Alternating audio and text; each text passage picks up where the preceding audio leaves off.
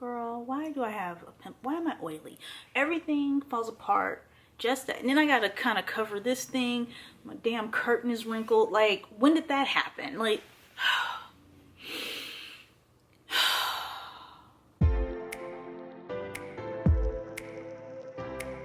welcome back to my channel, you guys. My name is Asia, like the continent, and today I want to talk to you about my recommendations for wines that are under $10. All right, so I want you to understand that the price point I'm kind of giving you is a price point that's really good if you're budget conscious, and it's also good if you are new to wine and you're not really sure what you're buying, and you could be, you can go to a wine store or the wine aisle at your local grocery store and get quite overwhelmed and you're not sure what's what.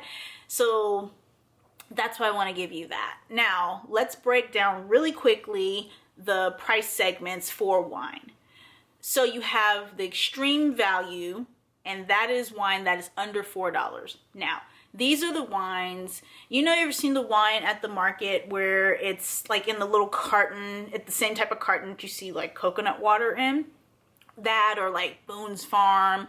I can't think of any other brands, but that's extreme value, mass produced. I mean, maybe it has like alcohol content and people are like, oh, it'll do. All right. Then you have value, and that tier is between $4 and $10. Sorry, I have plants like again all around me and I'm just kind of like, who's making noise? But values between $4 and $10, and that's where it's mass produced, but it has some redeeming qualities. That's the price point I want to give you because I'm assuming if you're watching this, you're new to wine, or you're confused about different types of wine, or are venturing out. Maybe you love Chardonnay, maybe you love White Zinfandel and you've been drinking that for years, or Moscato, and you're trying to venture out and you don't really want to get crazy with it, especially wine, because if you don't like something, you don't like it, and you don't want to have spent a lot of money. So that's the price point that we're at. Just for your own edification, the next tier is popular, premium, and premium. I kind of lump them together because in my mind that is it's really the $10 to $15, and then $15 to $20. So anything between $10 and $20, that's the premium tier, and that is wine that has a little bit more discerning qualities to it. Still quite maybe mass produced, it's accessible, but it you can get some really great wines that are right under $20, and anything that is really between $20 and maybe $50, that's when you get in like the super premiums, super and ultra premiums, that's what they're called. And again, it's just the higher you get up in the tiers, the more discerning the taste. Those vineyards are making wines for a specific audience, and that's when you are getting a little bit more into the aromas, and I can taste black pepper, and I can taste the difference that it was made in oak barrels, things like that. Okay, then you have from the $50 to, I like to jump, but there's so many little tiers in between. But when you get between $50 and $100, that's when you're getting into the more finer wines. That is, that's the luxury tier. That's the luxury tier. And then from 100 to 200, that's when you're getting into the super luxury. So at that point, you really are spending money on fine wines. They come from very specific vineyards. You can taste the difference because of the terroir, or basically the land where the grapes were grown.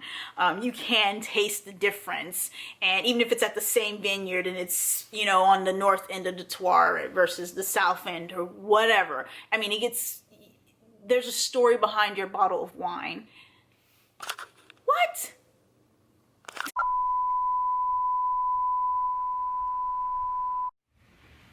All right, so my camera died right in the middle of it, and I'm scared it's going to die again. So I don't know where I left off. I think I left off in the luxury tier, but there is one more tier just to skip ahead, and that is the icon tier, and that is when you're spending beyond $200 for a bottle of wine, and that is basically you buying collector's items, things that were, you know, they found it in the dungeons, lost dungeons of like Rome or something like that back like 3,000 years ago. Okay, so you're buying that bottle because you're probably going to kind of just show it off to your friends that are also wine snobs. You're probably a wine broker, or you like to you make wine investments, all that, right? Well, that's not what we're talking about.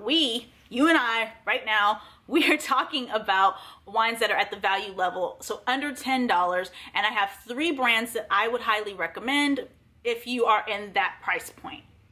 So let's talk about Robert Mondavi. Now, I have so much to say about this brand, but it's another video. Robert Mondavi is a winemaker, and the heritage is so rich. I love what his family is continuing on with his tradition. Again, we're not going to get into it. If you were to go on Robert Mondavi, I think it's robertmondavivineyards.com. If you were to go on the website, the wines that are displayed there are not the wines in this price point. They do have a private selection. I actually have a bottle here. I have a bottle of Cab, and I just want to show you if it'll focus. And I don't know if it shows you mirrored backwards. But this is what the label looks like. It'll say private selection.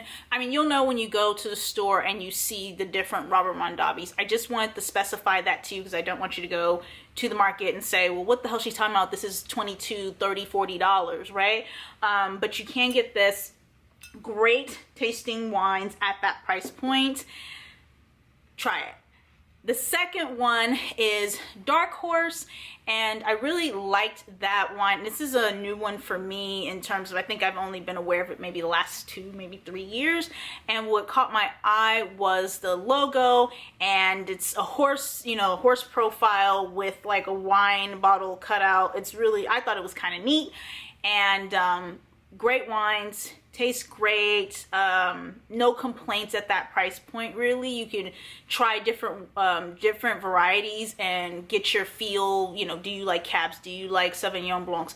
Whatever. My last recommendation is Yellowtail wine, and that wine, the label is very distinctive. The bottles are usually darker, and they have on the labels are all different colors, but they all have a kangaroo on the front of them. And they come in all varieties of wine. So that one is probably my top recommended because I know you can pretty much get Yellowtail anywhere. I believe I've even seen it at like a gas station, like a Circle K. So I think if you're new to wine or you want to try something different than what you've been drinking, Yellowtail's a good way to start that, to begin that journey. So those are my recommendations. I hope they were helpful. If you have any questions, feel free to comment in the bottom. And if there's other types of content or any questions, things you want me to cover in a video specifically, go ahead and comment on that as well. And yeah, go ahead and subscribe too, because then you'll just be aware of any time I post anything. No, I think that's why you have to smash the bell. If you smash the bell, then you'll know every time I've uploaded something. All right, so thanks for watching, you guys. I really appreciate it, and happy wine drinking. Bye.